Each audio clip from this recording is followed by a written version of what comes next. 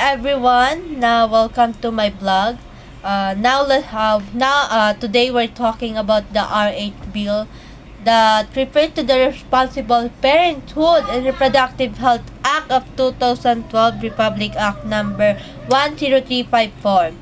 This is a Philippine law that provides universal access to family planning, maternal care, and reproductive health education. It guarantees free access to modern contraceptives and include provision for sex education and school, management of reproductive drug infection, and elimination of violence against women.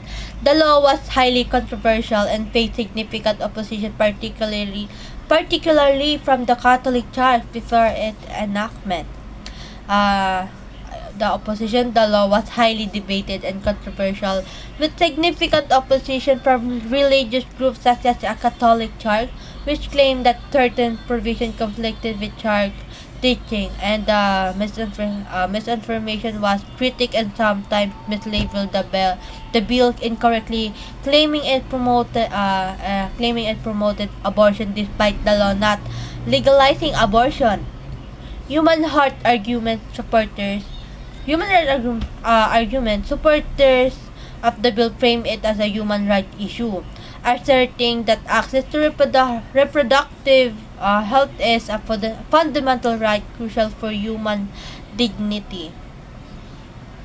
Against the RH Bill 2012, many Catholic nuns and priests participated in rallies protesting against this RH Bill, opposing provision they saw as undermining traditional family values. The opposition of many Catholic nuns and priests to the Responsible Parenthood and Reproductive Health Act and the Philippines stem from fundamental religious and moral beliefs rooted in the Catholic Church teaching. They asserted that the bill was anti-life and anti-family and would have damaging effects on traditional Filipino values. Let's talk about why Catholic Church is opposing this law, because contraception is considered immoral. The Catholic Church believes that artificial methods of birth control are intrinsically evil because they separate the unitive and procreative purpose of sex within marriage. Church officials argue that the RH bill by promoting contraception will increase premarital sex and lead to the erosion of moral values among young people. A contraceptive mentality can lead to abortion. The church asserted that a mindset that promotes contraception could ultimately lead to a culture that accepts abortion. They view the use of artificial birth control as being fatal to human life by preventing or destroying new life through the RH bill explicitly outlaw abortion. Some opponents expressed concern that it would open a loophole for contraceptives that prevent the implantation of the fertilized ovum, which they consider an abortion. Natural family planning is the only acceptable method. The Catholic Church promotes natural family planning, short for NFP, as the morally acceptable method for family planning, which relies on fertility awareness and risk abstinence.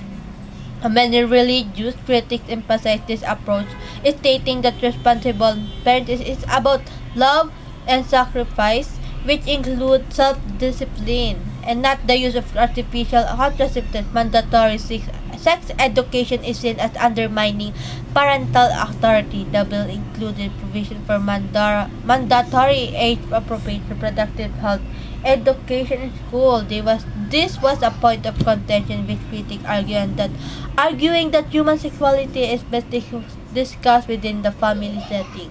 The bishop contended the curriculum could violate the consent of both teachers and parents. Accusation of population control. The church hierarchy insisted the bill was intended as a population control measure, citing language in early version of the claiming this was not the goal. The church viewed the bill promotion for contraception as an effort to limit population growth, potentially erosion of traditional family Filipino values. Opponents also argue that the bill represented a betrayal the nation's Catholic identity and traditional values that emphasize family harmony and respect. They view the legislation as an attack to the on the moral fiber of the nation rather than a health-focused initiative. For me, I really agree on this law because as a teenager, a 6 years old girl, after that there's a lot of younger one, mas bata pa sa akin na nabubuntis, and it's because of their pabigla-biglang kilos without thinking that the outcome. And let's say that it's because of what we say love. This kind of love doesn't help us to be happy maybe for some time, but it never lasts until it brings suffering. I have this friend and cousin na nabuntis ng maaga at 16 years old, and wow, kay ko sila. They say na it was so hard, lalo na kapag yung pamilya yung dalawa, di kayo tanggap. At let's say na it's either the girl side or the boy side, di sila tanggap. And lalo na daw sa pagbubuntis kasi the guy doesn't have a job or doesn't job one. And sometimes ayaw panagutan ng lalaki. See? Mas mahirap pagbaba yung nabubuntis at hindi alam ng ang mga bagay-bagay patungkol sa pagbubuntis, mga sex, ganon. Let's say na ang mga lalaki kasi, let's not judge, pero kasi it doesn't burden them. They can go run off and leave the woman. Kaya I'm very happy na meron ganitong batas kasi pinoprotekta nito ang mga kababaihan. And the only suggestion that I came that I only can I the only suggestion that I can came up is for the to straighten it more so para mas madaming kababayan na matulungan nila at maturuan ng mga bagay-bagay na kailangan nilang malaman tungkol sa sex and pregnancy. And also the teaching school, maybe they can lower it for 6 but usual it's not I say na, pero this kind walang tinuturo sa amin, lalo na sa mga babae.